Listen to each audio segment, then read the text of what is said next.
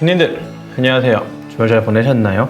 작년에 군산에서 배달의 명수라는 앱이 하나 나왔어요. 물론 이제 이 앱은 올해까지는 흥하고 있어요. 뭘로 흥하고 있냐면 지역 상품권 있잖아요. 이런 이제 군산 사랑 상품권을 배달의 명수라는 앱에서만 쓸 수가 있거든요. 그래가지고 굉장히 흥하고 있는데 우리 IT 업계 사람들은 그렇게 개발자 몇 명 있는 회사와 공무원 몇 명이서 이게 운영이 되느냐라는 식으로 한참 비웃었던 것 같아요. 그게 이제 작년 가을쯤에 있었던 일인데, 그런데 경기도에서 우리 이재명 지사님이 요거를 들고 배달업에서 소상공인을 괴롭히면 안 된다. 그래서 경기도가 나서가지고 앱을 만들어 보겠다. 이제 이런 일을 한다고 해서 이게 또 탁상 행정이 시작되는 거 아닌가? 배달앱이 그렇게 만든다고 해가지고 만들어지는 건가? 물론 이게 기술적으로는 엔드단의 어플리케이션 하나 만들고 서버 하나 만들고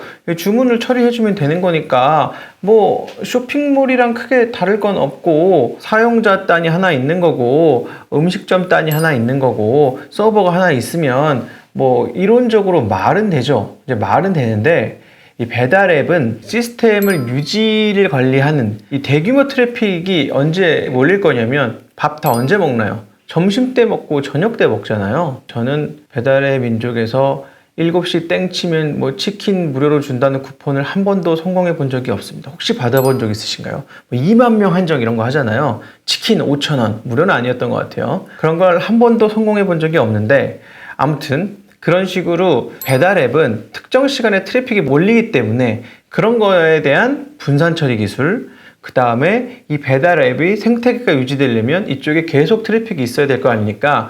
보통 이제 MAU, DAU라는 말을 써요. 무슨 뜻이냐면 monthly active user, daily active user. 간단하게 얘기하면 월간 단위로 몇 명이나 여기서 이걸 활동적으로 쓰고 있냐, 이 앱을 실제로 사용해서 쓰는 사람이 몇 명이냐, 이걸 보통 MAU라고 해요. 이런 지표를 이제 관리하는데, 그래서 이런 마케팅과 프로모션과 서버 관리와 그 다음에 또 뭐 여러 가지 사건, 사고 많을 거 아니에요. 고객을 대응하는 CS팀만 뭐 수십 명에서 수백 명 있고, 이 밥 시켜 먹는 거는 언제부터 언제까지 합니까? 점심시간, 뭐 아침, 점심, 저녁, 야식, 새벽까지 한단 말이에요. 이런 걸 다 운영할 수 있는 시스템이 돌아가고, 여기에 또 음식점 사장님들의 불편함이 있을 거 아니에요. 거기에서 이게 어떻게 주문이 와야 된다, 라이더 관리는 어떻게 해야 된다, 뭐 이런 것까지 다 돼야 돌아가는 건데, 이게 단순히 어플리케이션을 띡 내놓고 공무원 몇 명이 붙는다고 될 리가 없다, 이런 얘기를 IT 관계자들과 마케팅 관계자들은 술자리에서 많이 했어요.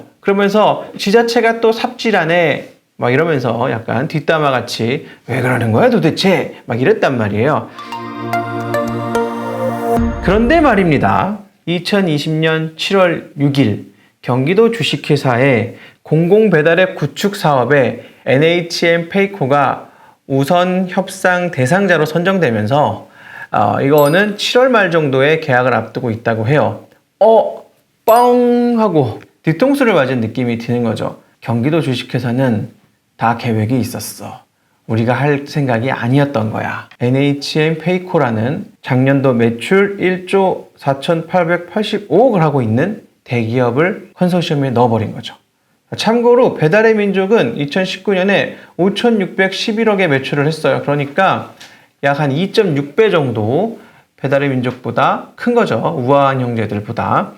물론 배달의 민족이 5,611억 했으니까 딜리버리 히어로의 요기요는 뭐 비슷하게 하지 않았겠어요? 지금 제가 여기서 자료 찾을 문제는 아닌 것 같고, 둘이 더하면 한 1조 정도 되겠죠. 그러니까 둘이 한번 싸워볼 만은 할 것 같아요. 그래서 이제 배달 업계는 배달의 민족, 요기요, 여기가 다른 또 인프라 잘 만든 회사 있죠. 쿠팡이츠, 그다음에 경기도 주식회사까지 등장을 한 거예요. 공공배달앱, 사실 뒤에는 NHN 페이코가 서 있는 이런 구조인데, 독일 기업보다는 경기도 주식회사와 함께하는 우리나라 기업인 NHN 페이코가 가는 게 게임이 한번 해볼만 하지 않겠느냐, 뭐 이런 시각을 가질 수도 있겠으나, 뭔가 뒷맛이 좀 씁쓸한 게 네이버와 NHN이 이제 같은 회사는 아니지만 네이버가 스마트 스토어죠, 지금.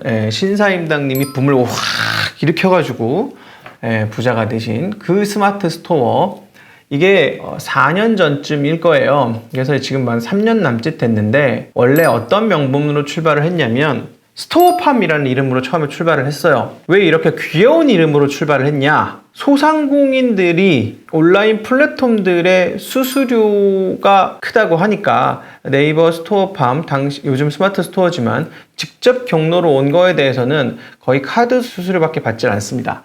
그러니까 어떤 명분이었냐면 우리가 소상공인을 위하는 플랫폼이 되겠습니다 라는 명분으로 들어왔어요. 왜 그런 명분이 필요했냐면 원래 네이버의 가장 큰 고객사는 이베이였어요. 옥션, G마켓, 네이버 지식 쇼핑에다가 돈을 내고 있는 쇼핑 오픈마켓들이었는데, 어느 날 갑자기 네이버가 우리도 오픈마켓 사업을 할 거야 이러면 명분이 없잖아요. 들어갈 수도 있는 낯이 없다고요. 그러니까 우리는 그러려고 하는 목적이 아니라 소상공인들을 보호해 주려고, 소상공인들 먹고 살기 힘들다고 하니까 우리가 소상공인만을 위해서 저렴한 플랫폼을 만들게 라고 한 게 지금 스마트 스토어입니다. 업계 과점자가 되고 지금 업계 1위 플레이어의 오픈마켓으로 올라와 있죠. 그리고 얼마 전에는 이제 브랜드 스토어라고 하는 명품, 해외 유수의 명품들과 국내 명품 브랜드들과 네이버가 콜라보하는 브랜드 스토어라는 것도 런칭을 했어요.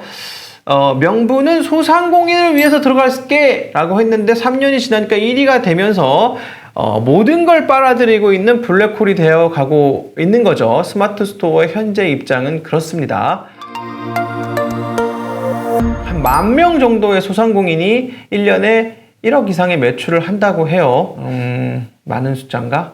모르겠어요. 결국 승자는 네이버고 소상공인은 그냥 명분이었던 것 같은데, 아무튼 그랬어요. 근데 그대로 오버랩이 되는 거죠. NHN 페이코라는 대기업이 이 배달앱 시장에 들어가면 IT 인프라부터 마케팅까지 모든 걸 다 이해하는 대기업이니까 잘할 겁니다. 굉장히 잘할 건데 너무 잘해서 조금 우려가 스럽습니다. 물론 경기도 주식회사는 가장 잘할 수 있는 파트너를 고른 건 맞는 것 같아요. 핫한 정치적인 역량을 가진 플레이어고 일은 제일 잘하는 회사가 붙었으니까 필승 전략이면은 틀림이 없어요. 필승 전략이면 틀림이 없는데 이게 우리가 바라던 그림이 이거였나? 이런 생각이 듭니다. 정치를 너무 잘하는 나머지 뭔가 편을 들어주기에는 조금 네. 그래서 이런 생각을 해볼 수가 있는 거죠. 네이버 스마트 스토어에서 온라인 쇼핑을 하고 네이버 페이로 결제를 합니다. 그리고 저녁에는 치킨을 NHN 페이코가 운영하는 경기도 플랫폼에서 사 먹고, 그리고 네이버 펀드에서 운영하는 금융상품을 가입해가지고 저축을 하면서 사는 거죠.